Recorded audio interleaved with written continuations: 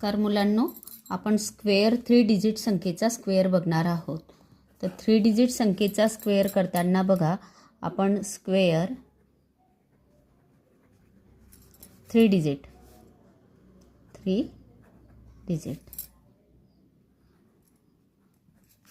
तर आता या 3 डिजिटमध्ये आपल्याला जी संख्या बघायची आहे तर याच्यामध्ये आपण कुठलाही नंबर घेऊ शकतो आहे.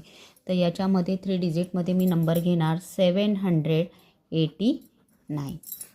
तर आता ही 789चा स्क्वेअर आपल्याला या ठिकाणी करायचा आहे. तर मग याच्यामध्ये आपण बेस काय घेणार, ही संख्या कशाच्या नियर आहे, तर ही संख्या आपल्या जवळपास 800च्या नियर आहे. म्हणून बेस काय येणार आपला, बेस येणार आपला 800. काय येणार बेस 800. तर बघा, बेसमध्ये 800पेक्षा ही संख्या कितीने कमी आहे, ते 89, 90, 1 आणि 100चे 10 म्हणजेच 11ने कमी आहे.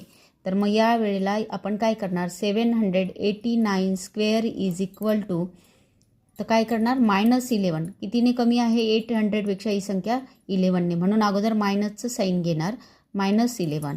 आणि तीच संख्या परत आपण काय करणार +11. तर मग एकदा ह्या संख्येमध्ये मायनस करायचं आणि एकदा ह्या संख्येमध्ये प्लस करायचं. तर बघा, कुठल्याही संख्येचा स्क्वेअर आपण अगदी इझी करू शकतो. मग 789 - 11 म्हणजे 7, 8मधून 1 गेला 7 आणि 9मधून 1 गेला 8. तर 778 इंटूचं साईन टाकायचं आहे. 789 + 11 म्हणजेच काय आले तुमचे 800. अपॉनला येणार 100. कुठल्याही संख्येचा स्क्वेअर करताना 3 डिजिट असो 4 डिजिट असो कितीही डिजिट असेल तरी अपॉनला तुमचे 100च येणार. मग 100मध्ये बघा 0 कट आपण हे डिवायडेड करतो आहे म्हणून हे 0 कट झाले. त्याच्यानंतर आपल्याकडे संख्या उरलेली आहे 778 × 8. तर मग या ठिकाणी हे मल्टिप्लिकेशन करायचं आहे आपल्याला.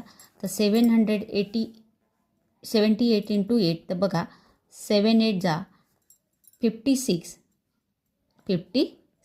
परत ह्या 8ने 7ला मल्टिप्लाय केलं, 8 7 जा परत 56. जिथे लास्ट डिजिट आला तिथे लिहिला 5 आणि तिथे लिहिला 5 आणि 6 इथे साईडला लिहिला. त्याच्यानंतर 8 8 जा 64. तर या लास्ट डिजिटवरती लिहिला 6 आणि नंतर लिहिला 4. एक डिजिट अपरला लिहायचा, एक लोअरला लिहायचा. आता याची ॲडिशन करायची. 4 जसाच तसा 6 ॲड 6 12 झाले. कॅरी 1 आला या ठिकाणी. परत 6 5 आणि 1 6 आणि 6 12 झाले. कॅरी 1 आला. 5 आणि 1 6. मग फायनल आन्सर